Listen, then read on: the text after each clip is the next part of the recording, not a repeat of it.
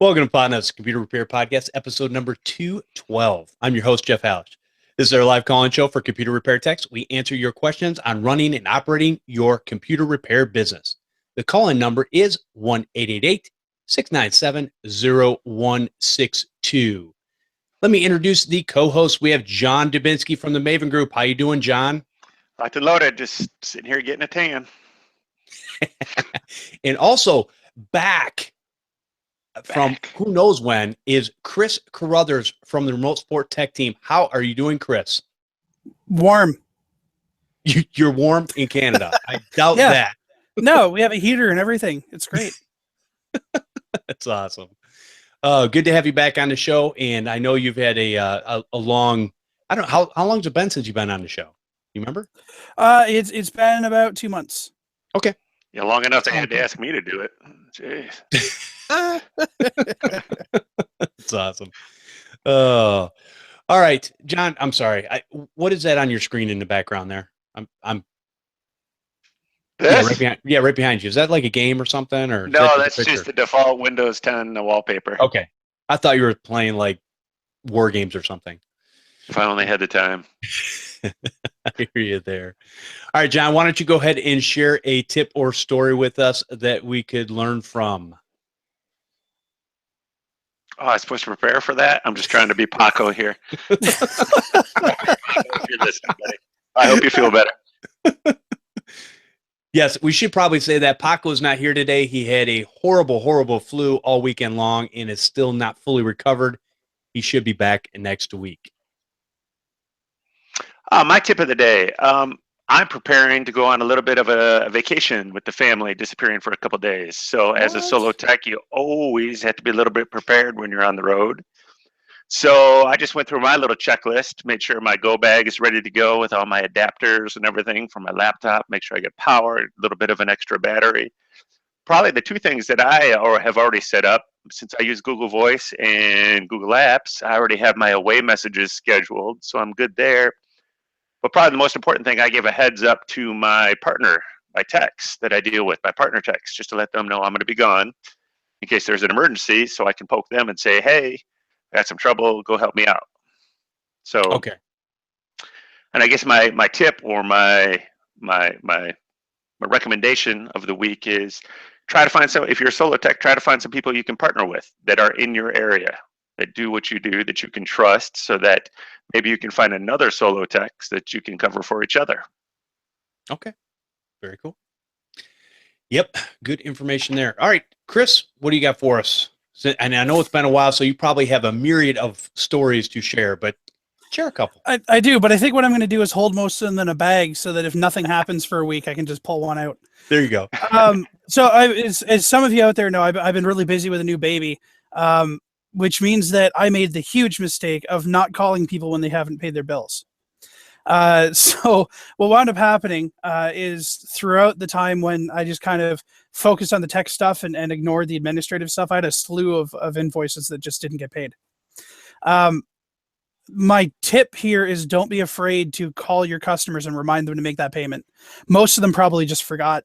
Some of them just haven't checked their email, or the invoice went into spam or whatever. So, I can tell you that I'm not going to give out dollar numbers, obviously, but around 70% of the invoices that were not paid, they gave me credit cards over the phone or paid it within 20 minutes of me giving them a call, just giving them the reminder that, hey, your invoice hasn't been paid yet. So made for a really nice Christmas shop, but that's my tip. Very good. There's a lot to be said for that. I think a lot of times we feel that if people don't pay us, that they're doing it for nefarious reasons. And most of the time, it's like anything else. We all get busy. And one thing I've noticed as I've gotten older is that time just seems to fly by, and I get busier and busier the older I get. So with that being said, a lot of times we just need a reminder. Hey, by the way, you forgot this. Oh, okay. Yeah, no big deal. Let me take care of that. And so a lot of times you just got to go out and make that effort. Do either of you set up your accounting systems to automatically repoke your clients, or does your system have that feature? Yes, but that doesn't help if it's going to spam or they've ignored it. Yep. I was going to say yes, but at the same time, I think I still do a lot of things manually. Most of mine are paid with service. So service is done. Here you go. They write me a check or pay with their credit card right there. As far as the invoicing, most of my stuff that I invoice for ahead of time is usually 30 days out anyways. So 30 days before it's going to expire. Most people within a 2 to 3 week time period will get that stuff in. And every once in a while I have to poke them, but rarely not. All right. So as most of you know, I don't like going on site. And Saturday, I had a customer call and I had to go on site because she couldn't get her computer online. She had a problem with her HP printer. So she went and did a search online and got who knows what company that said they were HP.com or something. I didn't even research to see what number she called, but she called this number. Technician gets a hold of her, says, oh, let me remote into the computer. It's a computer problem. It's not a printer problem. At that point, my red flags would be going off, but these customers don't really know. And so right now I'm sitting there going, okay, basically what's happening with your printer is she said it wouldn't print. She just replaced the ink. I said, do you print a lot? Or she goes, no, I hardly ever print. And I said, well, your print heads are dry. I said, at this point, it would cost you more money to replace those print heads. So guess what? You're going to have to replace the printer. That's the cheapest way to do it. And so she's going to do that. But in the midst of this, I had to go over there. And this customer or this company, whoever it was, it basically went into MS Config after she said she was not going to pay them for service to clean up her computer, and turned on selective startup. So no sound, no internet, no Wi-Fi or no Ethernet, all that stuff all the regular stuff was turned off. Just your basics so the computer would come up. And I knew this when I had rebooted the computer and you see a black screen with all these scrolling driver text coming through there, going into somewhat of a semi-safe mode. So I went into MS Config, turned it back, no problem, got online. But then I wanted to go through and make sure they had used LogMe and Rescue, TeamViewer, because I guess LogMe and Rescue didn't work. So I went in there and just did a cleanup on that.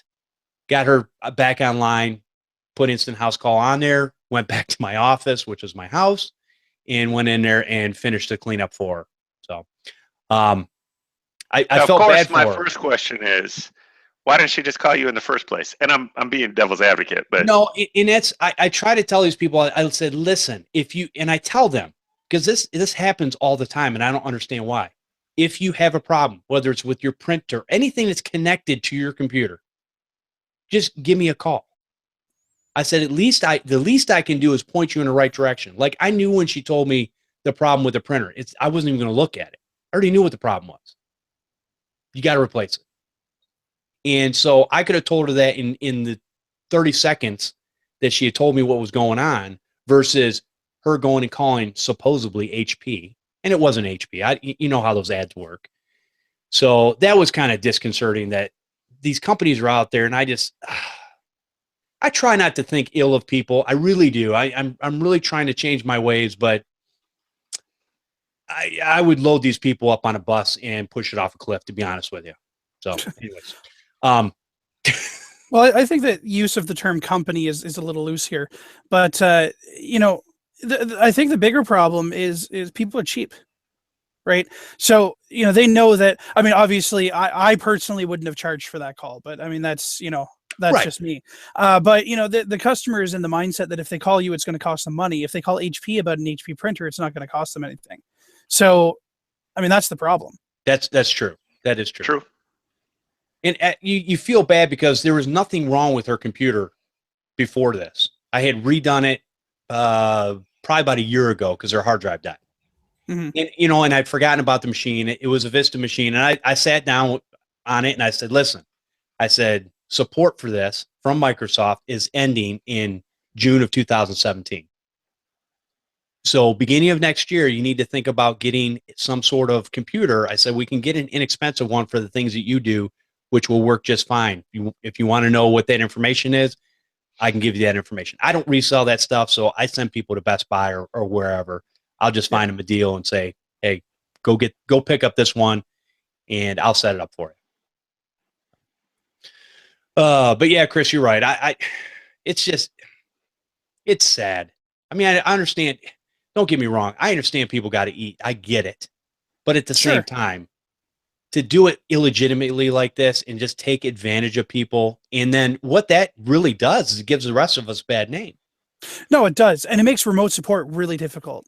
Yes. Because you wind up with, first time people calling in and making the assumption that because it's remote support, they've been burned before, so they don't want to do it. I mean, luckily, that doesn't happen nearly as often as you'd think.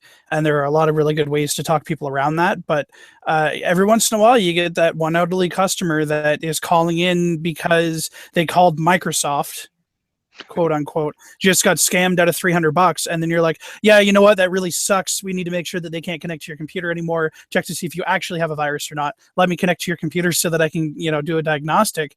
And there's always that chance that they say no. And it because they just got burned. Right. One of the things and so this is where my local business is, one of the things I've never really had a problem with is remote support from the standpoint of when somebody calls me, they know I'm local to them. And what I tell them, I don't even offer that first. I said, hey, here's what we can do. I can come out, I can pick it up, you can drop it off, and we'll have a conversation about what's going on. I said, or I could probably, if you can get online, I can remote in and take care of this, and we'll go from there. And most of the time people are like, oh, you can do that? And I'm like, yeah. And they said, okay, well, I know where you live. That's great, because I know where you live too. Yeah, and that is the advantage of having a location, any type of location. So, even for my business in town here in Barrie, whenever I offer remote support, if somebody has an issue with remote support, I tell them, hey, no problem. If you go over to the UPS store on Cedar Point Drive, you can drop your computer off there, and I'll pick it up and take care of it that way. So, as long as you have some way that they can track you down or some way that they can get a hold of you, then I think that alleviates that pressure. Right. And I mean, UPS boxes are not that expensive. Yeah, that's good. That's a good point. Have some alternative place that they can actually go to get that stuff to you. That's good. Yeah. Okay. I do have a little side issue here, and we'll go ahead and talk about it because it's my show. And the side issue is I went and I got my Ring doorbell. John knows about this. Ring doorbell number 2 died. Got my third one, hooked it up, no problem. But in the testing of my Wi-Fi, which most of my stuff is either wired or I'm using the power adapters through the electrical wiring to go to different rooms, or my television, Blu-ray player, Xbox, all that kind of stuff. Most of that stuff I have hardwired now. I was getting a better throughput that way. But there are things that are on Wi-Fi. And when it comes to video, the Ring doorbell takes not a lot, but it takes a consistent amount of data up and down in order to give you that HD video to where you can see it on your phone, you can see it on your computer screen or whatever, what have you. And so as I'm testing the Wi-Fi out, I'm like, man, so I go to things like, you can go to Bandwidth Place, which is going to use HTML5 in a web browser and basically test it, where you don't have to have Flash with some of the older ones you used to have to have on your system. And so I was using Bandwidth Place, and I was getting these, just numbers were scattered all over the place. So then I would check my system, and long story short, anyways, what I ended up doing was I wanted to move my router. It was in the corner of my office, hanging on the wall. I decided to move it more towards the other side of the office. So therefore, what I had to do was I had to pull my desk and all the file cabinets and everything out to get to my wiring, and basically put another wire on there, which I'm really trying to figure this out, because I go through and I'm looking at my Ethernet cables, and most of these routers, they'll give you maybe a 4-foot cable, right? And so most of the time when I buy cables, I'm buying 6-foot Ethernet cables if I'm not making my own. And in this particular case, I went and pulled one, the last one I had out of my drawer, and wouldn't you know, it's like a 4-foot cable. I'm like, are you kidding me? And it was a Cat 6, which is what I needed. So I'm sitting there going, okay, great. So I need to move everything over. Now I got to move my modem and everything over. So I'm behind the desk, redoing the wires, making sure that everything stretches. But I'm still noticing there's not a whole lot of change in my Wi-Fi. So even standing right next to it, the Wi-Fi is kind of squirrely. So I'm toying around with the idea of either one, getting another router that has, like, instead of 4 antennas, I don't know, 100 or something, an Asus or a Netgear or something like that. Or since the rest of the router seems to be working perfectly fine, maybe going with something like an open mesh, Ubiquity, or something like that. So my question to you guys is, what would you recommend in this situation for a home-based router / Wi-Fi setup? For the average Joe, if I was going to put this in a home user that didn't have your kind of smarts, Jeff. I'm trying to be nice. I'm above average, pal. Okay. You just call me pal. No. What would you do? What I've been putting in at the limited homes I do that I really like, that even people like you could, Jeff, use is Eero, E-E-R-O. Okay. It's kind of like a mesh networking system, just like Open Mesh, but it's pretty simple, stupid. So you connect one Eero to your cable modem or whatever your modem provider is, and then you spread your other Eeros out, however many you need to cover. And the smartphone app takes care of everything. You place your first Eero, it detects that. Now it says plug the second one in. It tests if it's close enough. It tests the speed between the two devices. And then if one of them doesn't work, it's just managed by eye. You look on your smartphone, there's either green around it or red around it, whether it's working or not. And if it's slow or something's not right, there's yellow.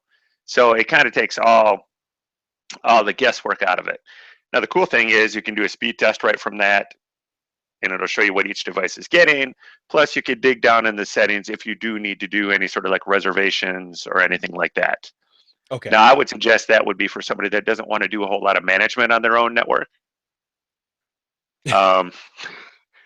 But the other thing, Open Mesh is going to be great, but Open Mesh isn't really a powerhouse for speed. Okay. All right. It's very convenient. It does a great job of managing a lot of users. It gives you a ton of control, excellent security, but it's not the fastest out there. So maybe what you're looking for is just what you're talking. Maybe, a couple of the guys, what do they all talk about? An ASUS router. They all love the ASUS equipment. Right. Say it's great. It's got really fast throughput and everything like that. So in my home office, I run the Open Mesh. Okay. And I don't have any problems. And that does good enough for what you do. I stream a lot of Netflix over it through a Roku and all that, and I don't have any problems. But I do have a lot of bandwidth on the back end. So now, see, things like my Roku or my Echo, they have no problems, no issues. So you're streaming PlayStation View or YouTube or something through your Roku, no problem? Oh yeah, no problem. Over the Wi-Fi. Over the Wi-Fi. So it's just your Ring doorbell? It's if I take my tablet, my phone, which I understand that could be the particular Wi-Fi card that those have in them.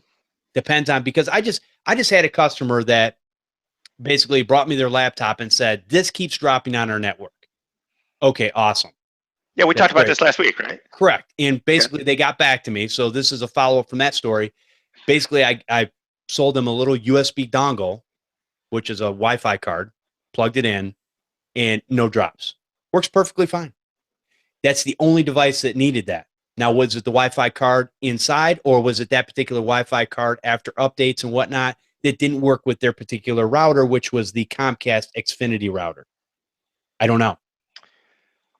Well, just like we went through last week, obviously, equipment, any firmware or software updates you can do. I'm sure you've already done that, but I'm just saying in general.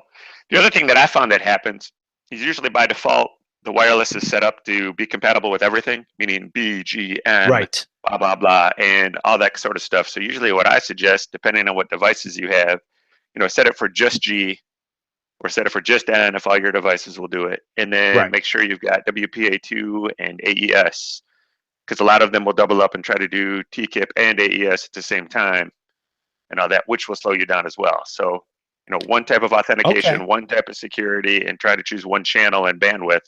Because then to manage all that stuff, that cheap plastic router in a box doesn't have a whole lot of power in it.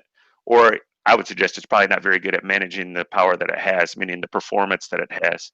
So if you can simplify that for the router, that's that much more performance you'll have to deliver Wi-Fi. Well, and those are all great tips. The problem is, I don't know that there's a lot you can do with the Xfinity routers. I don't think there's a little bit you can do, but not like in the ASUS and all that. Right. I mean, I've got a Linksys AC 1900. It's no slouch. It's a $250 home router, but at the same time, Wi-Fi is really, it's just weird. Sometimes it works awesome on certain devices. And saying that, I think about things like Roku, which is basically a little computer in a box. And if you're streaming Netflix, which is probably predominantly Netflix or Prime or any of those, they buffer so much as far as they move ahead so far because they've got such a huge cache on their system, on the Roku, that even if you lose your signal, it could be minutes later before the show actually drops off. So a lot of times, I guess if it was falling off and recovering, you would never even know that there's a problem in most cases. No, you wouldn't. And it might just be a distribution thing, right? Like, a system like OpenMesh could wind up fixing the problem, just because you'd have a different access point for the doorbell than you would have for whatever is pulling it. So I know that I have a client that they just bought their $1.6 million home because I really want to step in there and see what life I'm not going to have. And we're in the middle of setting up a managed switch with power over Ethernet to set up the access point so that they have Wi-Fi throughout the property.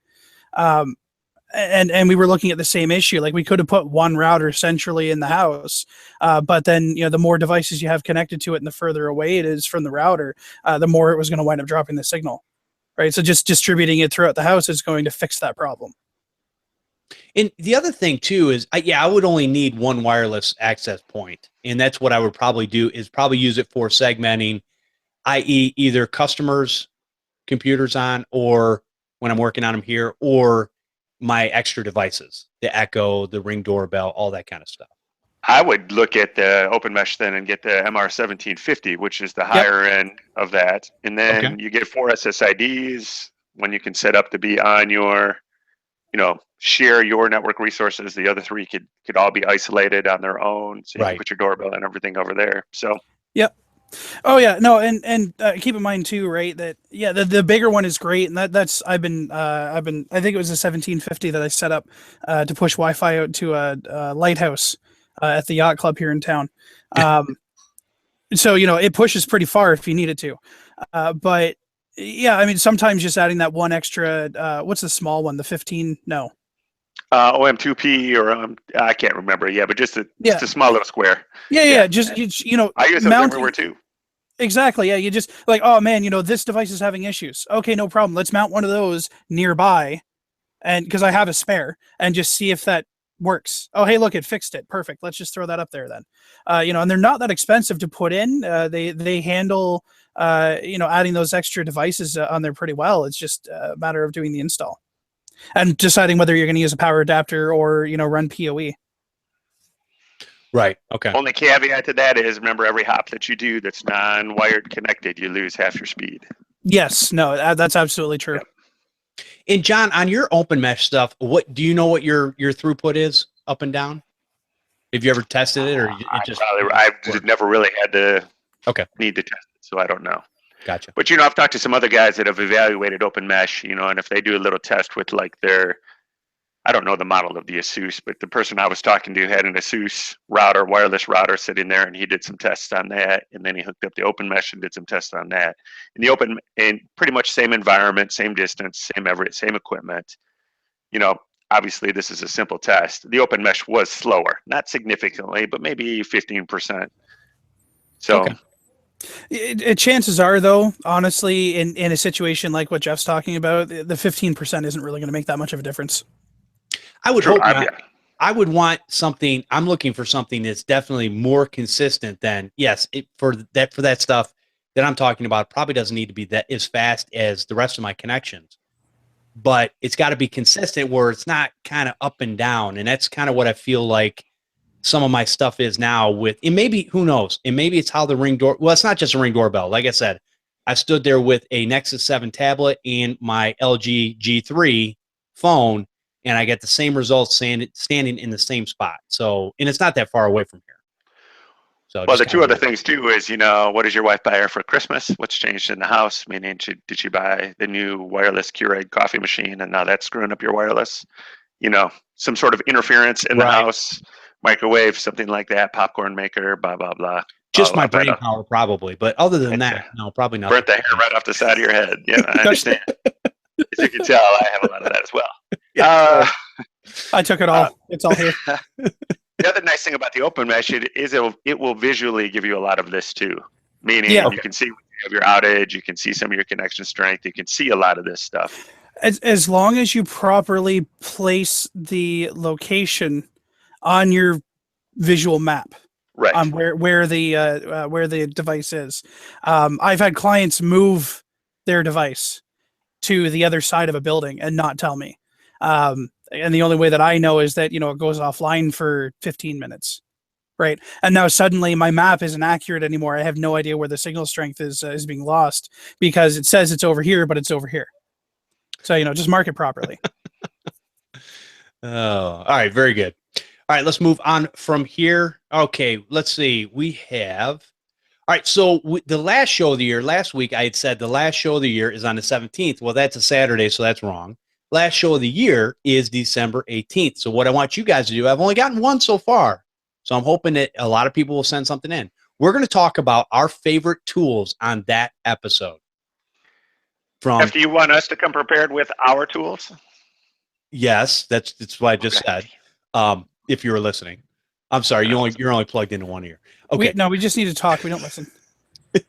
Yes, I want everybody that's a guest on this show. I want you to come prepared with the things that you use in your business, why you use them, maybe a little story or whatever, and we'll talk about those. But I also want the audience, the audience out there, to send an email to podnutz@podnutz.com and get it in before December 18th and talk about your favorite tools and why you like to use them. And what we're going to do is, it doesn't matter how long it takes that day. We're going to read every email on the show, and we're going to talk about each and every product out there that people love to use in their businesses, because everybody's got a different use case scenario. And so we want to hear what you're doing, and then we're going to share what we're doing, and hopefully everybody will be able to learn from that bunch of information. All right. So podnutz@podnutz.com, send them in. All right. Now, let's go into our main topic. And yes, this is going to be, I'm stirring the pot again because this is what I like to do. But this topic is, and we've talked about this a few weeks ago, we were talking about antivirus. Well, this is a little caveat on the antivirus, and this came up because John and I were having a 2.5-hour conversation about antivirus. That was one time. Actually, there's probably several times where we had this conversation. But we keep coming back to something that a lot of people are going to go, no, don't tell me that you're doing that. Is Windows Defender enough? And this is perfect because this landed on the show that Chris came back on, which I was just so giddy about. That Chris, I knew would have a bunch of good things to say about Windows Defender or not. But the premise of this is we're talking about layers. And from John's business standpoint, and this is constantly, there's a couple things that happen with antivirus in general. Antivirus is either okay. I'm not going to say that any are bad, but they're okay. And they do a decent enough job, but they might let some things through that it really should be caught. Then there's the ones that are overly aggressive and they lock everything down, and you have to go in and make white lists and black lists and all kinds of, you've got to configure this for your customer in order for it to be working. Or they call you all the time and go, I can't get to XYZ. Oh, yeah. And then you've got 100, or like in John's case, 800 other customers that go, I can't get to, and John's like going, okay, there's my month gone. because now I got to go back and reconfigure every one of these. So hopefully that you have a good control panel to do that from. exactly. If you don't, you're kind of hosed, right? Or if your customer has different things that they need access to than other customers. So now you're going into each business and you're changing what they need. So again, overly aggressive. Okay. We're talking about, you'll get a chance in a minute, Chris. We're talking about we're talking about Windows Defender because Windows Defender does a good job. Windows Firewall, in my opinion, is better than any of the other firewalls out there. In other words, it does its job, but it's not overly aggressive. And it doesn't break anything. Same thing with Windows Defender. Really doesn't break anything. Now, we had an email where somebody did have a game break, but I've never had a problem on many, many systems since I've been using Security Essentials and Windows Defender. No problems. A lot of times I won't run an antivirus, not just because from my standpoint, it clogs the system and I don't want to do that. So, and usually causes me other problems with things that I'm doing. So with a layered approach, John and I were talking about, if you have a unified threat management router, firewall in a business, and it's sitting there and doing the thing, it's catching the traffic before it even hits the network and before it hits the workstations, is Windows Defender enough? And one of the things I didn't think about, which John was right because he brought this up, is that person that's using, if they were using Windows Defender and they go out of the office, now they're just being protected by Windows Defender. They don't have the unified threat management from their office. So now what do we do? So these are just some of the conversations we were talking about, and we're just trying to figure out what things do we really need in a business. And I'm not saying there's one good way or only one way, but just kind of thinking outside of the box. Does Windows Defender do a good enough job? All right, Chris, hold on. I'm unleashing. I don't know what I'm unleashing, but I'm unleashing the monster. Okay, go ahead. I can't believe you picked this for the first show that I was back. Just for you, baby. Just for you. So let's stop for a second though and actually address something that you said, which was the unified system, right?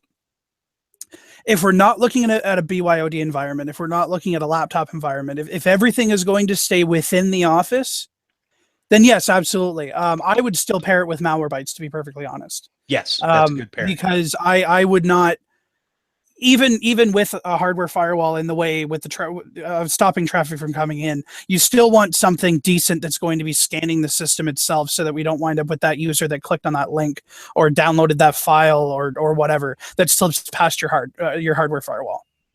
So yes, I would still have Malwarebytes on there. No, I wouldn't necessarily install an antivirus because those systems are staying in the building. If there's any chance of a system leaving the building, and not because this user says that they won't, but if it's a mobile, right? Because, I'm never going to take this laptop home, but that's going to happen next week. Right. Right. So I'm still going to put something on there. I'm going to use something that's going to have a central control unit so that I can make those changes that you're talking about. And making those changes is not that hard. Like we've recently switched over to WebRoot for our managed antivirus, and you can we have a default. This is what our default setup is for the antivirus settings. We can do a duplicate of that, name it with the company, and then make the 1 or 2 changes for that company, right? So it doesn't take that long to make those changes. It doesn't take that long to do something specific for that client. And if you need to make a change throughout the entire system, it's pushed out right away. So you're not looking at, I might take 15 minutes to figure out, yep, this is exactly the rule that we need to change, or this is what we need to add. And then it's going to take me less than 10 minutes to apply it to 5 different clients. Right. So, it doesn't take that long to manage something if you have something to centrally manage. You can't do that with Windows Defender. So if Windows Defender is causing a problem, I'm going to wind up wasting hours dealing with it, let alone the fact that Windows Defender, in my opinion, is not strong enough antivirus for anything. I don't care if you have Malwarebytes with it, you still need to have a proper antivirus. Without a proper antivirus, Malwarebytes is completely useless. Because it does not. Well, Malwarebytes is a great product, don't get me wrong. I have no issues with Malwarebytes. I had an issue with some administrative things that they did years ago. It looks like they're coming around. I'm not going to get into that debate right now. But as software, it is not antivirus. It is not a replacement for antivirus. No, it's anti-malware, and that's what it's for. Right. So, Which is those people than viruses. And here's the thing. Yeah. And I'll explain why. Okay, Trojans and things like that. One of the things that we're not seeing as much anymore is actual viruses. We're seeing a lot of pups, potentially unwanted programs. True. That's what we're seeing a lot. That's the majority. This is not the late 90s, early 2000s. It's not the same. The landscape has changed. Yep. So antivirus in itself is kind of a really a misnomer. And go ahead, keep going on with your thought process there. No, it's fine. And if you're looking at an antivirus, you need to have anti-malware with it. Whether it's built in or not is a whole different discussion, right? It depends on what product you're using. But you do need to have antivirus and anti-malware. Nothing built into Windows is designed to be the end-all, be-all of what you're having. It's a stopgap. Now, I will tell you, so here's why I came up with this subject. Not only were John and I talking about it, and John, I want to hear your thoughts here in a minute, but I had a customer, and I've done internal testing in my own environment, but I did have a customer that uses Norton Internet Security or whatever they're calling it. It's the latest one. They use it because they love it. So at one point, they called me out because Norton spent 6 hours. Yes, I just said 6 hours scanning their computer, trying to get rid of any viruses. The computer was dog slow. Okay. I go in there. 10 minutes later, I go, hey, this thing's got the Powlix virus. The virus is like a bazillion years old. But Norton didn't find it, and it's an internet security suite that they pay for every year. If you look at any of the AV comparatives and all, Norton's way up there at the top. They're like five circles, 5-star, whatever. They're like batting 1,000 almost. And no, still didn't do it. Yeah, I wonder how much money that review costs. Oh, I don't know, but that's a whole nother subject. But anyways, so in my own environment, from using Microsoft Security Essentials on usually about when I had 5 kids here, we had 7 computers going at one time. And using Microsoft Security Essentials or Windows Defender, we got no infections. Now, part of that is probably because I use OpenDNS and there's certain sites you can't go to, but there's still all the gaming sites and things and YouTube and stuff that my kids go to on a regular basis. Now, they didn't actually start getting pups until I put a name brand antivirus on their systems. And all of a sudden, my one son, his computer starts getting infected with these pups and pieces of malware. Never had that problem with Microsoft Security Essentials. And I know what you're saying. You're saying, but Jeff, how did you know? Because I do a cleanup on their computers every once in a while. That's how I knew. I do the same thing as I would do for a customer computer. So, yes. And Chris railed me years ago, and I can't remember how long ago this was, but he basically goes, all right, he goes, you need to, on your bench machine, you need to have a real antivirus. So I said, okay. Yeah. Okay, so let's do a test. So I've got all my customers' data on the computer. Okay, no big deal. Backups and all that kind of stuff. And so I took off, I think back then it was Windows 7 and Microsoft Security Essentials, so it might have been a while back.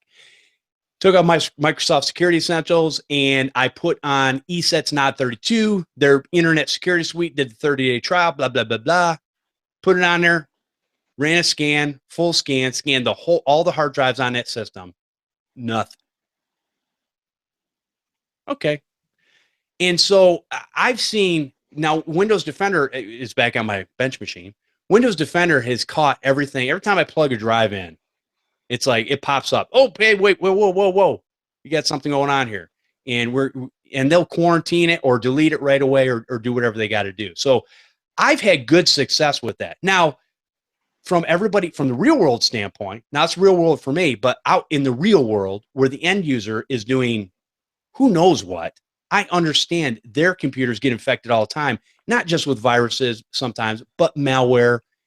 they download a program for, to set a DJ mix or whatever. And so all these other programs kind of launch in there, and then you've got your Conduit and your MindSpark and all this other stuff that's stuck in your browsers, and you got to clear. And here's the thing: a lot of times, I've ran into this more times.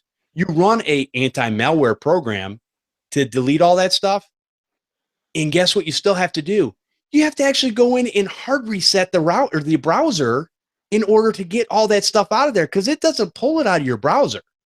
So you're still having to do step 2. So anyways, these are the things that I've seen in my own little world. And I understand that it's not for the regular customer. It's probably not the same. I get it. But John, what was your thoughts on our conversation that we had? I don't even know where to start. I just opened up a whole can of worms. I love it. It's like this inverse. Right, I'm just going to be devil's advocate, and I'm going to go on a little rant here. So okay. So I'm putting all this stuff in the show notes that I'll send you to. So Jeff, during our little discussion, you and I went out to the antivirus test sites, AV Test, Comparatives, BC Mag, blah, blah, blah. And, all of them are listed there: Avast, Norton, McAfee.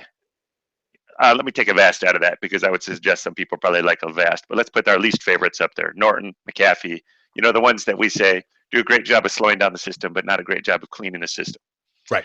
And across the board on all of those, for whatever reason, whether they're paid for or just, they're reviewing them on a brand new, pristine, clean machine with nothing else going on, and that's how they're testing. It seems like every site we went to, it's 5 out of 5 stars or darn near 4.5 for all the products that we automatically uninstall all the time.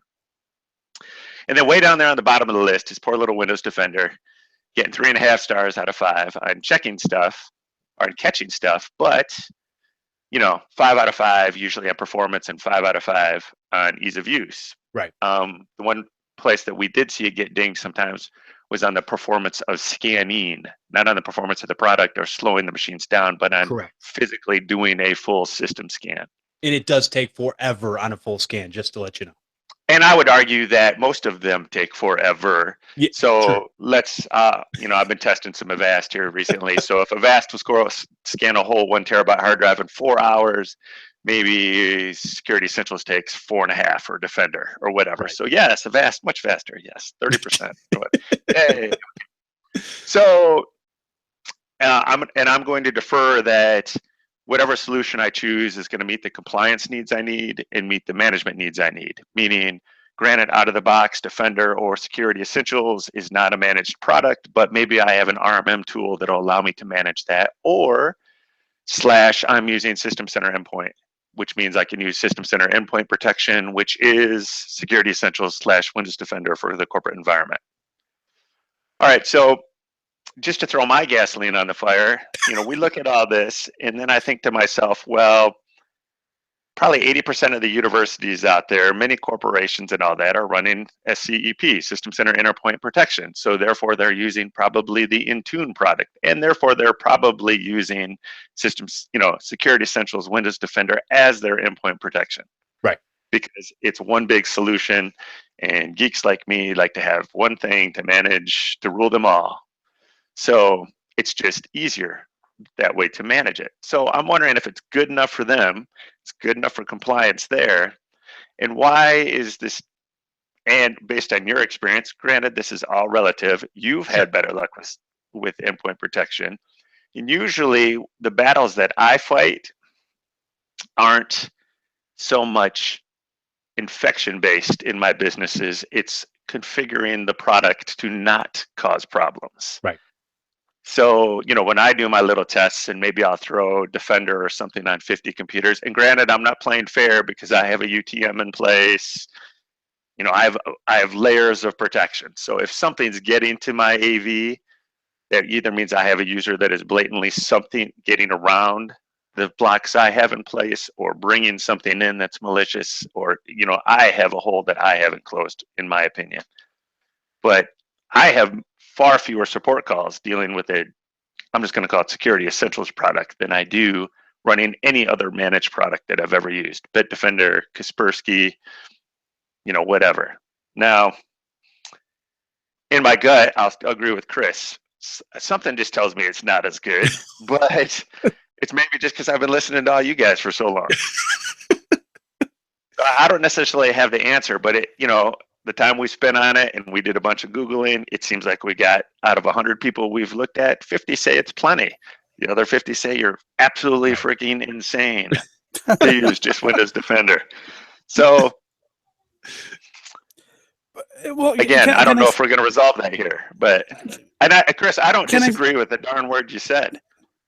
I don't. No, I know. I think I actually agree with you, but I always, I don't just want to drink the Kool-Aid to suggest that would it be better if we ran Windows Defender, which, if you read the latest version, I don't know about Security Essentials. It says it's supposed to do spyware. It's supposed to do malicious software. It's supposed to do viruses, blah, blah, blah.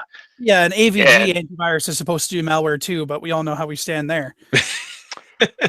Well, and I don't want to compare free products with retail products versus endpoint protection. I'm talking about endpoint protection. I'm talking about business class.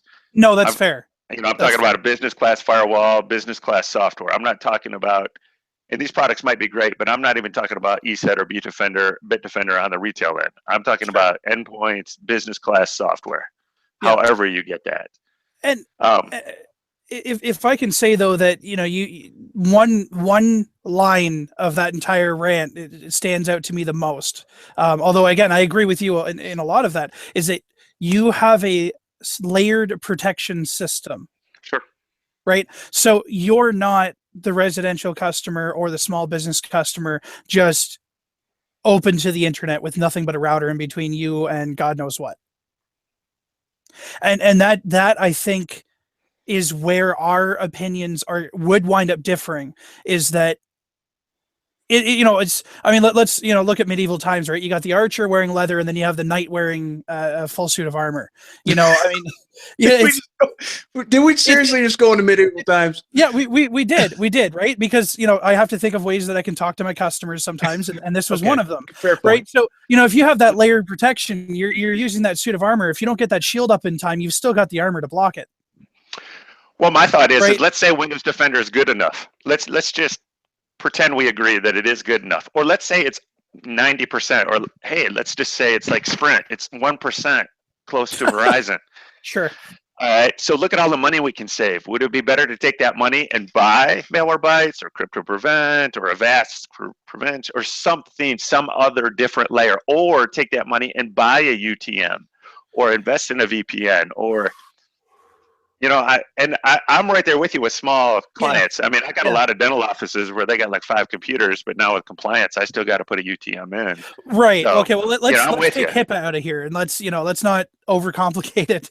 I think that it depends on the size of the client. I really, really do. You do need to have a certain level of protection, and if it's a large enough client, absolutely putting the money into a UTM and using Windows Defender along with an anti-malware program like Malwarebytes, I think that would be fine, and that's going to depend on whether or not the costs involved are going to wind up make it worth the extra bit of maintenance when it comes to this one computer over here has a program that's being blocked, or all of these computers have a program that's being blocked by the solution that's in place. If you have an unmanaged, if you wind up with an unmanaged system like Malwarebytes, because to my knowledge, and please correct me if I'm wrong, Malwarebytes does not have a centralized management system. I don't think they have a SaaS system. I do think they have an on-premise, like the old school Symantec server / manage the endpoints. I think they have something like that, but I'm not 100% sure. Okay. And if they had something like that, it would completely remove the argument, right? But I know that, I've had issues with Malwarebytes blocking websites on people. And it's like, no, we know that this website is good. We can put in a thing to say, hey, Malwarebytes unblock this site, but how long is that going to take? Right, so you wind up needing to go to every single computer and unblock the website because this real estate agent can't sell this house unless they can get to this site. So, and I'm just looking through the chat too. To reinforce your point, there's people out there that say, Kaspersky's the worst, which I've lost a lot of faith in Kaspersky probably over the last month. But and then somebody else doesn't like something, and then somebody mentions Linux, and I'm like, well, we're not going to go there because no small business is going to do that. No. Nobody has the time to, roll that out. That'd be, in a perfect world, maybe.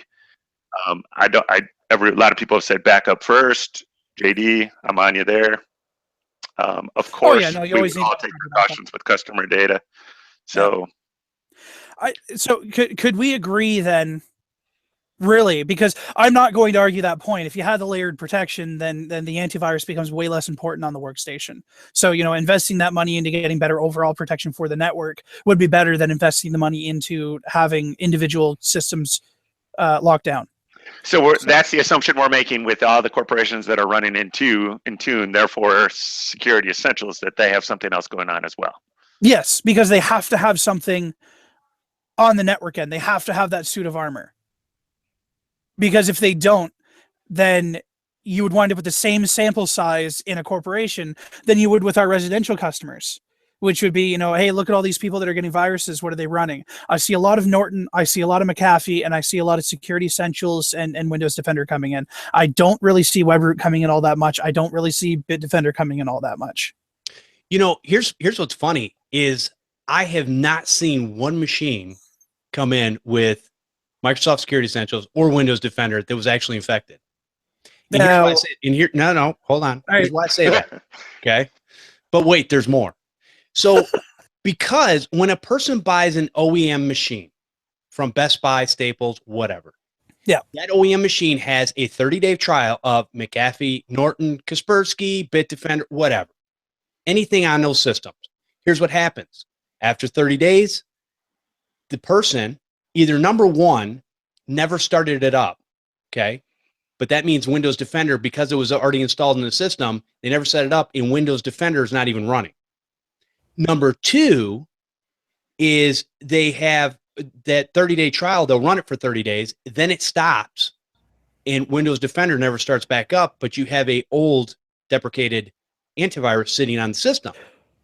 So, I'm sorry. Hold on. Are you making the comparison between having Windows Defender and having an expired antivirus?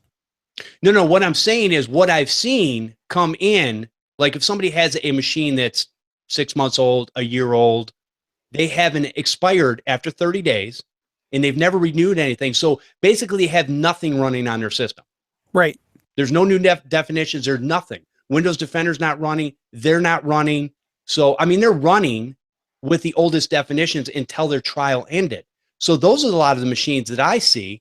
When I set somebody up with Windows Defender or back in the day, Microsoft Security Essentials, I do still see, and I see this on all of them, is pups. I see the MineSparks. I see the conduits. I don't know that there's any antivirus or anti-malware out there that actually stops that stuff from coming in the system. Because if I download DJ Easy Mix, and it comes with all its brothers and sisters, but I'm telling it, okay.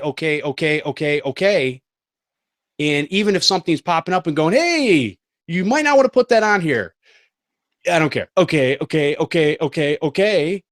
And so you end up with all this stuff on there. Anyways, it doesn't matter what you have on the system. Yeah. Now, and why don't AV products block pups? I mean, known pups. Because some of them are. I think I know why. Legitimate programs that people use, whether they're useful or not, that's a whole nother story. But people download this stuff all the time. Free products. See, I don't think they do it automatically because of the liability of doing that. They'd get sued by somebody else. But I wish they put in their product a way that says, yes, I want to block pups. I don't want anything installed on my system that might be a pup. But, so there's an opt-in or some way to alleviate or eliminate that liability portion. Yeah. I only play a lawyer. Would still be I'm not quite sure what to do. But.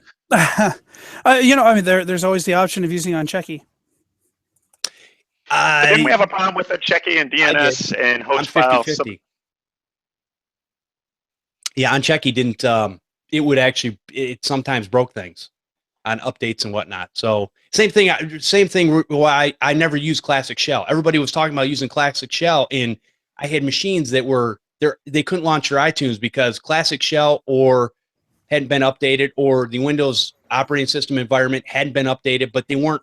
I could update both of them, and it would start working again. But that was a pain every couple months.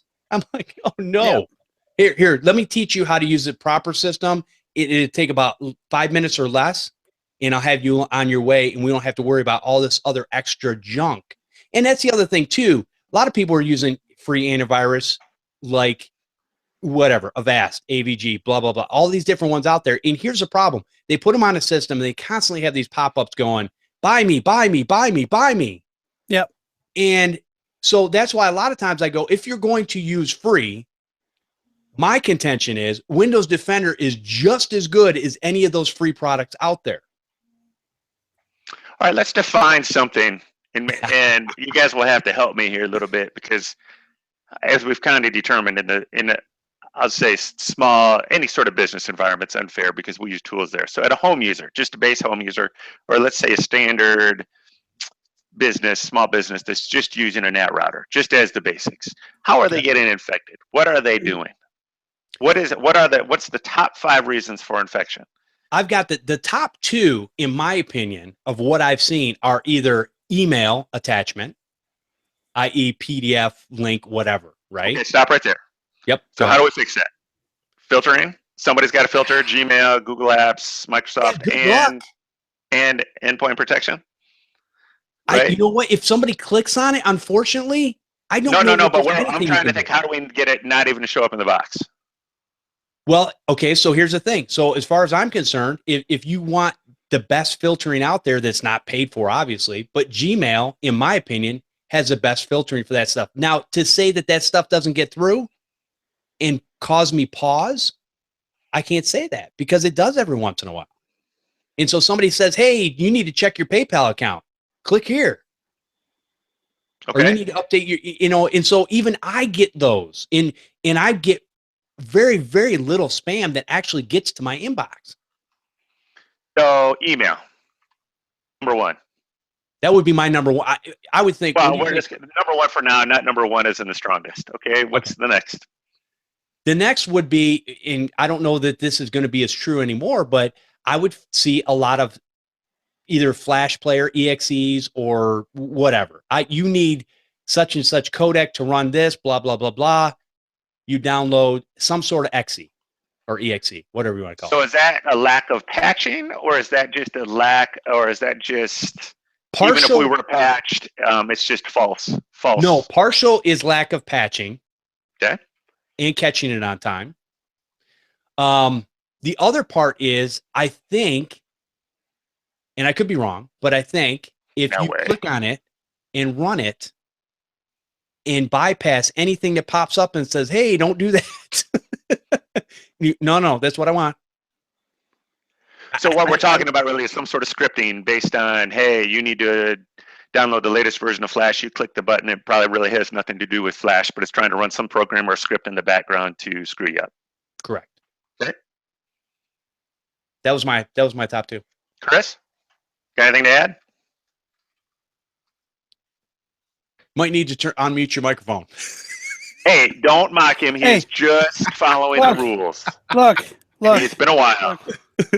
Look, here's.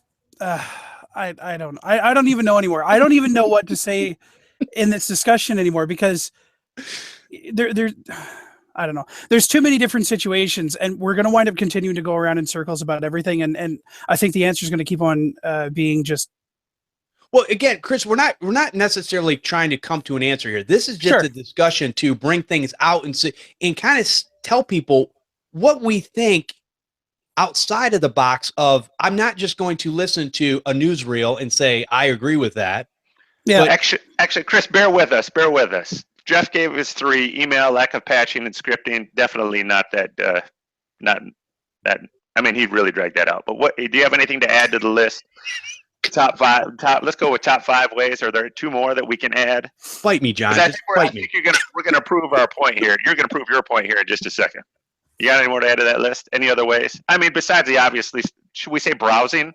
Meaning they're actually going to porn. They're actually going to. I don't think that's normal anymore. No, I would say that's in the top 5. I mean, I could be wrong. Browsing habits isn't in the top 5. It doesn't seem like it. I'm sorry. How does browsing habits not get into the top 5? Well, I'm just thinking, if you're going to search out things like porn, I guess browsing habits from legitimate sites that have been compromised, yes. So you're talking about, the 2 different things I would suggest there. So we're thinking, you're talking about a drive-by infection. Correct. And I would put that under scripting. Okay. My point on browsing habits would be that maybe some sort of filtering should be in order, meaning one, a filter that blocks known bad sites, two, filter based on category if you want to try to eliminate Right. high risk sites.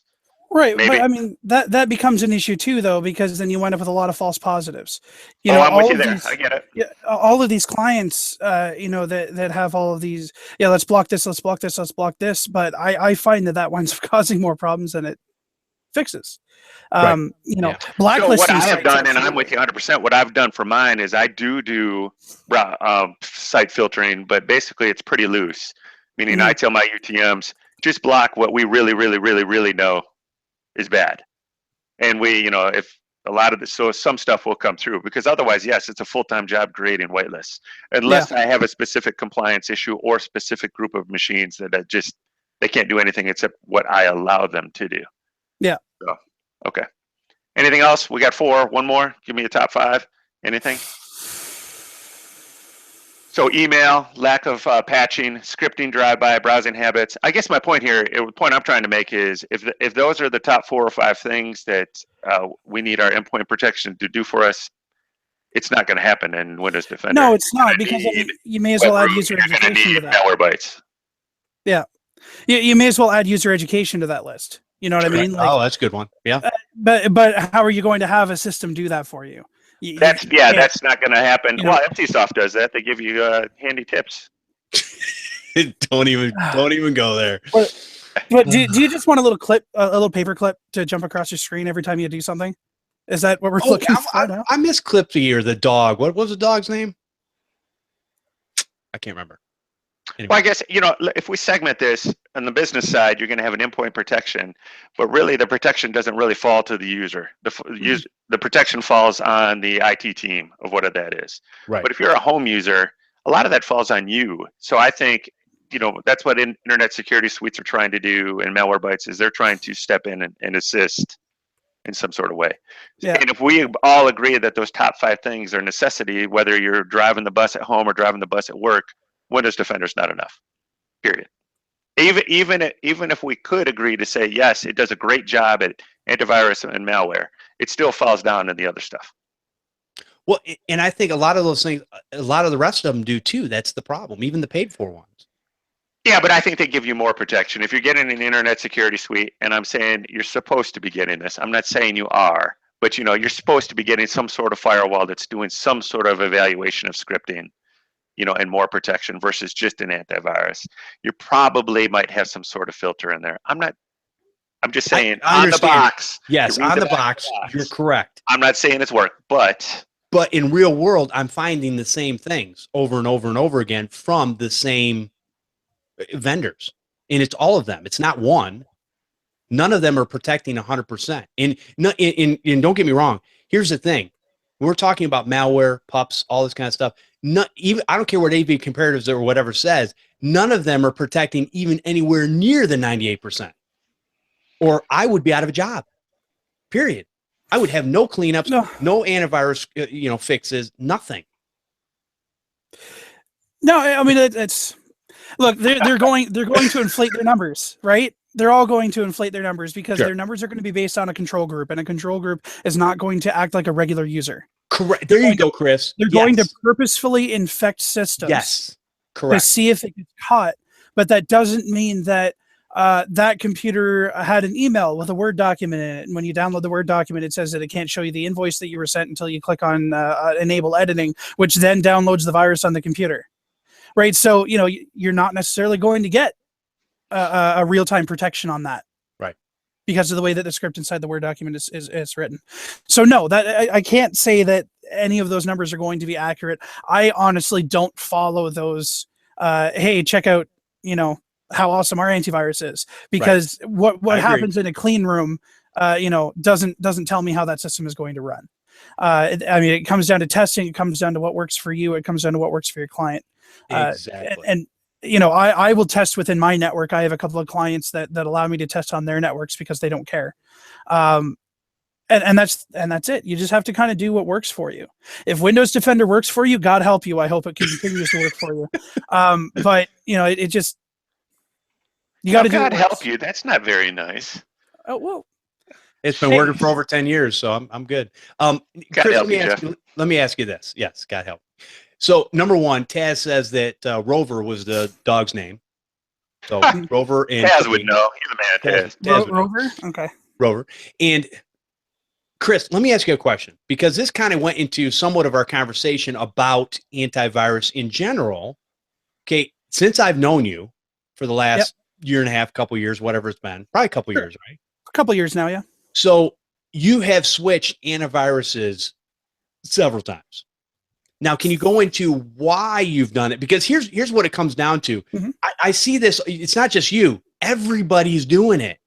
It's like, oh, we're using this one this week, and in next month we're going to use that one, and 6 months from now we're going to use this one. And it's like, and so if they're all in, don't get me wrong, when people are using them, they're like, oh, this is the greatest thing since sliced bread, man. I'm telling you, it's awesome. Because it is. Look, first off, let's take a look at this objectively here for a second.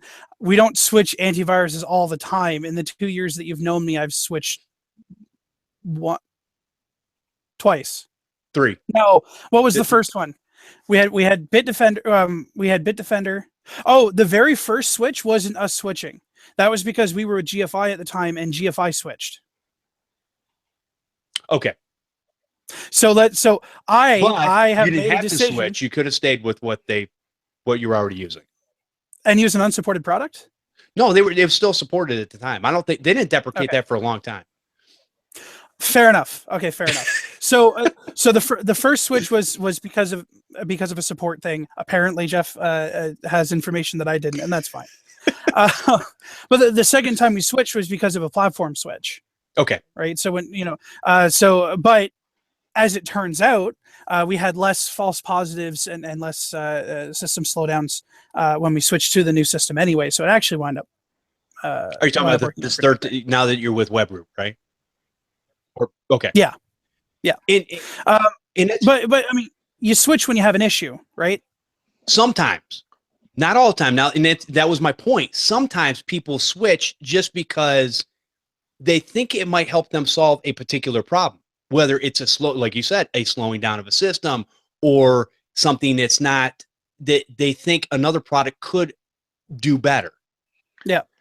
So in other words, we've talked about this before too, Jeff, but didn't we agree that, like, let's say the top 10 antivirus, and when I say that, I'm talking about the products that everybody seems to like: Bitdefender, WebRoot, Windows Defender. No, Avast. Those.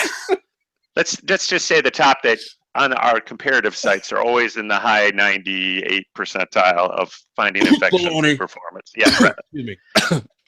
Well, we all know that's all kind of cyclic, right? Based on their product, because at one time Norton was the best, and now it's the bottom, and all that kind of stuff. So I think, depending on how many computers you're managing, I certainly don't want to change my antivirus in 800 endpoints every 6 months. Right.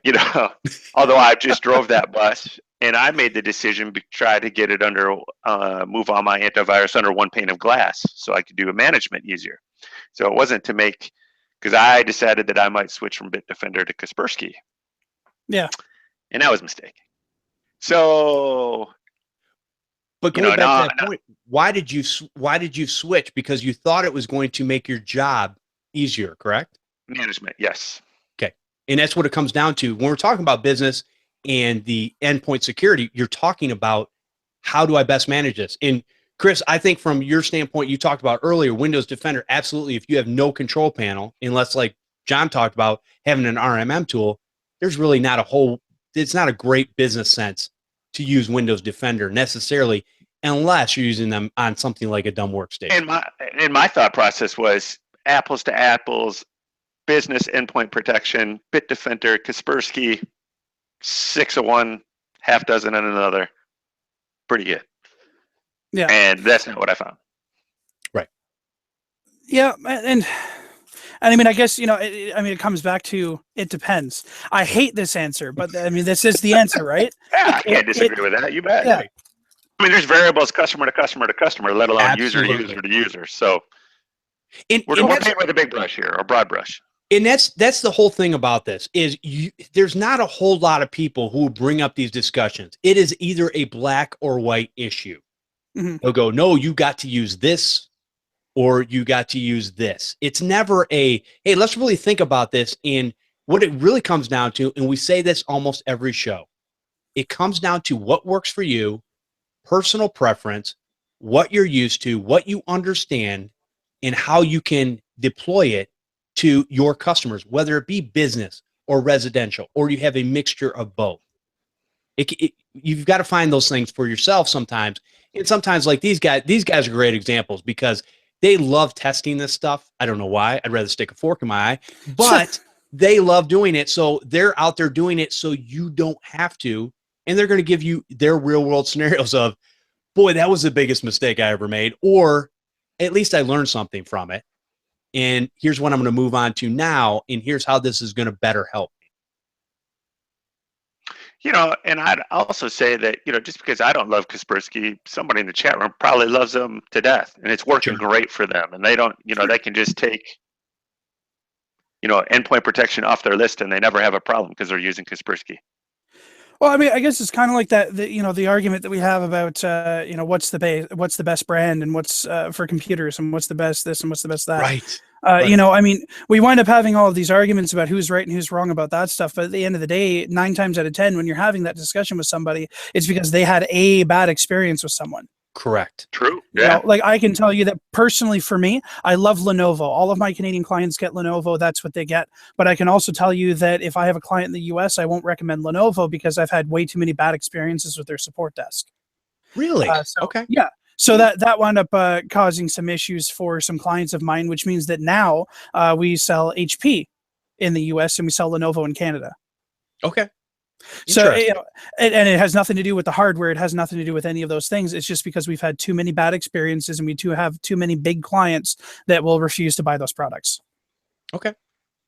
Good to know. All right. Well, I think unless anybody has some ending comments, I think this has been a great discussion. It really has. And I think we've brought a lot out in really what it's meant to do is make you guys think. That's what we're here for. Make you think. So we don't have to. So unless you guys got any comments, I think we can move on from this topic, which I think was great. I love it. And hopefully I can come up with some more like this. You didn't come up with it. No, we can always talk about religion or racism, Wait a minute. Okay. No, actually, John did come up with this. So I think we came up with it. Was it Friday or Saturday? Well, we were just kind of laughing at ourselves once we were looking at all those comparative sites about, and then we talked, corporate end use. Yeah, it was interesting. All right, so let's go ahead and move into our last section. We've got about 15 minutes left here, and the phone calls or the phone lines are open. The phone number is 1-888-697-0162. Sorry, my lower third is not working, so normally it would be up there. Just program that in your phone, so if you're on the road or something sometime, you can give us a call and chime in on the conversation or just ask a question. But let's go ahead and here's a couple with some smaller subjects. And Chris, this would be a good one for you and John when he gets back. This is from Lawrence Small. He said, what is the best way in approaching and convincing a small business to transition into at least a NAS solution for backup without insulting the way they do business? Without insulting? Yes, without insulting. That's the key, right? We don't want to insult them on purpose. We just want to talk about them behind their backs when we actually leave the office. Right. So was that the end of the email? Yeah, it was. This actually came in during our contest. Just some thoughts on topics, and I thought this was a good one to bring up that we could talk about as far as what's a good way to get the information to the customer to let them know, hey, we at least need a NAS solution. Hey, you're not going to do maybe a Datto bare bones backup, yada yada yada. Bare metal restore, all this kind of stuff. Yeah. But we need to have some sort of on-premise backup because you have CAD files that are bajillions of gigabytes, right? Big. So how do we get that across to the customer? Because here's what happens, and here's what a lot of people are saying now is that their customers will have a backup, but what it ends up being is it ends up being bare hard drives kind of thrown all over the desk or in the closet. Yeah. Hey, we back our stuff up. So Okay, so there. Dancing. God, I hate this answer.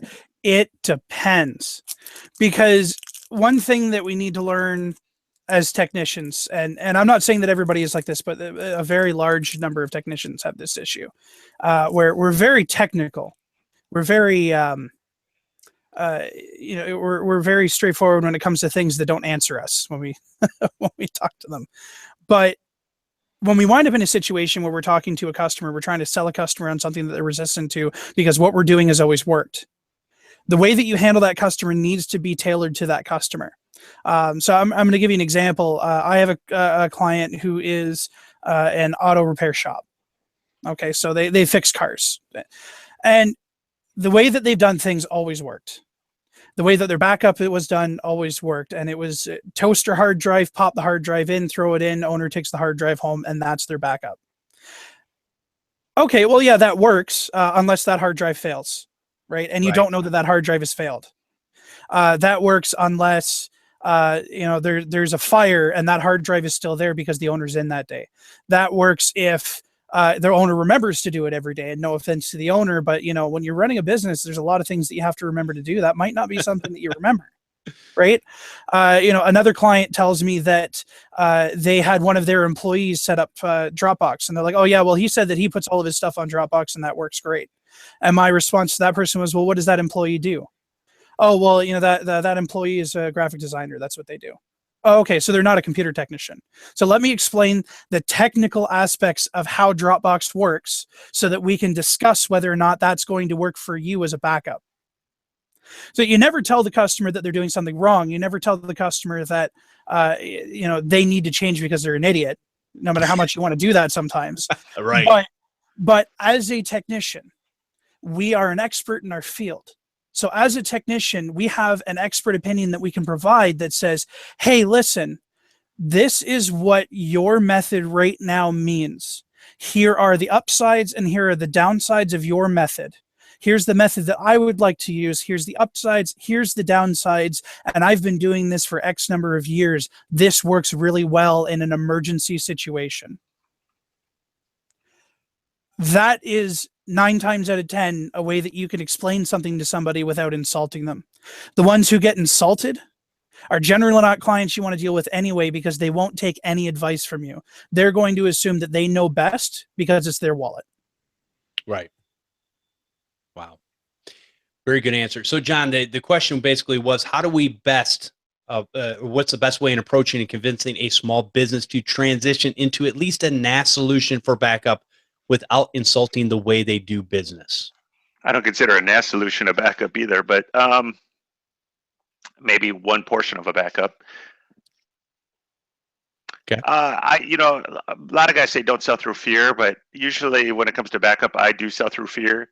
I usually paint the picture. I say, okay, let's say we're using Dropbox for your server and your backup, which I know Marvin B loves to talk about. And then Dropbox as a server. That's right. And DAS. Oh. And I'm I sorry, just try to paint the picture as AAS. What's going to happen when all of that's gone? I mean, all of it. We're never going to get it back. Right. All right. And what's going to happen to your business? All right. Then what's going to happen to you personally? And then what's going to happen to your home? And then what's going to, let's paint the picture. If you call me one day and I say, what happened, happened. It's all gone. It's all encrypted. What are we going to do? Right. And I just say, what do you want me to do when I tell you that it's not coming back? And if they're still persistent, again, I go to what Chris says. That's probably not a customer. And it's easy for some of us to say, if you're just starting out, this is your first business client, you're trying to get revved up, but I would want somebody to be honest with me. When I take my car to the garage, I trust my mechanic. If my wheels aren't rolling, I'm not making money. So if I need the $800 part, just put the $800 part in, because if the wheels aren't turning, I'm not making any money. If we can't get your data back, just tell me what's going to happen. And then you decide how important it is to you. That's the picture I paint. And so would it be fair to say, when we're talking about a NAS solution, that would be your local backup, but then you would have to have something cloud oriented Carbonite or otherwise. I always say Dave- Carbonite because what I use, they would back that information up to the cloud. And so they would have it on, they would have the information on their computer. Now, see, the difference is, and here's, I guess, Three here's spaces. yeah, the problem is a lot of times people will use NAS as a storage device, right? Mhm. So unless there's any redundancy built into that NAS, you're not really getting a duplicate copy, even though you can set them up that way. So a lot of times, if we're using it to share files, CAD files, graphic files, whatever they are, they're going to be stored on that NAS. Mr. J is right. 3 places. Replicated, on-site, off-site. So you have to have that. So a lot of times, how many people have ran into this where somebody will say, "Oh, I back it up on the external drive." Oh, cool. Well, where are those pictures on your computer now? Oh, I just moved them all over to there. Well, what happens if that hard drive dies? Oh, And I think this is where you become gentle as far as the backup goes, because most people, I think, when you kind of lay it out to them to say, when that's all gone, what do you want me to do? Or what will you do? They don't understand what can happen. They don't understand that that drive is going to die. They don't know anything about ransomware. You know, all the things that we talk about and get sick of talking about, endpoint protection, obviously we're all tired of talking about now. They don't understand that Windows stuff. Defender. Oh, I'm sorry. And yeah, I'll show you my new tattoo later. At some point, That's a good idea. get the shield on your buy, baby. That's right. Because I still have long-term clients, and I sent out, just like Chris does, I send out communications to my, I call it 60 seconds with your Maven, because nobody's going to read it if it's longer than this, so. Right. And I try to communicate, and I still have people that don't understand. They don't, because it's not their job. It's just like you don't know everything about dentistry. You go to the dentist to have them do what needs to be done. Right. You don't think about that crap. You're the IT pro, so you're supposed to be providing that. And I do think selling through fear, as far as backup and data recovery and endpoint protection and all of that, it's not, maybe, not fear. You're not being dishonest. You're trying to be sensitive, but you have to sort of brass tacks it, in my point. If this data is gone, what are you going to do? Yeah. I can't do anything. Right. Absolutely. I'm telling you what to do right now so that we have a chance to get it back. That's why there's data in 3 places. Exactly. So yeah, I guess there is definitely a way to explain it. I would agree with John. Somewhat maybe fear-based, as far as you're just explaining to them what's going to happen if they lose all this stuff. Now, if they go, I'm fine with that. If all my stuff is lost, I'll just recreate it. That's fine. But you'll find in most situations that is not the case. So the customer is basically going to go, I would either be out of business or I would have to spend a lot of money to recreate this stuff. Okay, so now let's talk about how we can prevent this from happening. Yeah. And this covers all gamuts of clients. It's not just the small ones. Some of my biggest clients, like one of my biggest, they got 1 corporate office and 10 satellite stores. They're retail. If the corporate office goes down, they're not selling stuff. And I still say to them all the time, what are we going to do if corporate goes down? Right. What are you going to do? Do you have, paper in place? What are you going to do? Yep, exactly. And I wouldn't really say that that's selling through fear, because what you're doing is you're preparing them for something that may happen, right? Like, everybody says, well, don't use fear mongering for antivirus. Don't use fear mongering for backup. I don't think we do. I think what we do is we educate our customers, and we tell our customers, listen, this is a reality of something that you have to think of. If you had a full-time IT manager, right, a CTO or whatever they're called in those, corporations, this is something that they would want to plan for. You choose not to plan for it, that's okay. But I've told you. So I am not responsible for you losing that data if you don't back it up in an effective way that I set up. Yeah, and by the way, that's the end of it. No, but really, and that's the end of it, right? I'm not trying to scare people. I'm not trying to do any of those things. I am trying to educate my client, just like when I tell them, listen, this is what malware is. This is what a pup is. And if we have software on your computer to help prevent those things from getting on there, you're going to be able to work longer before something happens that you have to stop working and have me fix it. Very good. right? So yeah, it's not fear, it's education. And if we can't distinguish the difference between fear and education, then again, it's not a client that you're really going to be able to help. And I like to bracket in brief reality terms, because as soon as you start getting technical, you kind of see that look on their face where they're like, so it's like, you can't work anymore. We're done. You're done. There's nothing. You can come in. You can yell at me all you want. You can yell at everybody, but we're not working anymore. What are you going to do? What do you want me to do at that point? That's where we might be. So we just need to talk about what we're going to do. So. All right. Well, I think that answered that question in many different facets. So I think we're going to go ahead and end the show off, since we're getting at the 5:30 mark. Nobody called? Oh, yeah. No calls. Anyways, Chris, where can people find out what you're up to? On this show, because I'm here every week. So if you want to know more about us, you can go to our website, rstechteam.com, where you can see all about our white label IT services. You can sign up for our newsletter. You can call us, 866-568-2813, or you can send us an email to support@rstechteam.com. Awesome. Appreciate all your information today, and thanks for being so good. That was fun. That was a good conversation. And John, where can people find out more about you? I cannot believe nobody has contacted me to run the Spartan Run with me. I think I almost got you in, Jeff, but nobody else is. So it's June 10th and 11. Go to SpartanRun.com. It's in Chicago area, north of Chicago. Chris, you going to join me on a Spartan Run? Only doing the 3-miler.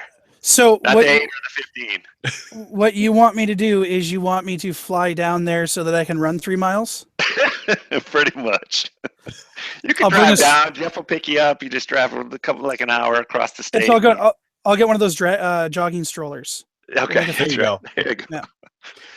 So MavenGroup.net. Thank you, everybody. Good chat. Good job in the chat too. That was fun. That was fun. All right, come join us live for the Computer Repair Podcast every Sunday at 4 p.m. Eastern over at podnutz.com/Computer Repair Podcast Live. Join in on a conversation by calling in live and hanging out in the chat room. We have audio available over at podnutz.com, or subscribe using your favorite podcatcher. You can also subscribe to our YouTube channel, Computer Repair Podcast. Send your questions and feedback to podnutz@podnutz.com. Remember to get your favorite tools in before December 18th. And if you don't feel like you want to call us live, you can leave a voicemail at 1-888-697-0162. And if we've helped you in any way, consider supporting this show by going to patreon.com/Computer Repair Podcast. I want to thank everyone for listening and subscribing to the show. We'll see you next time on Podnutz, the Computer Repair Podcast.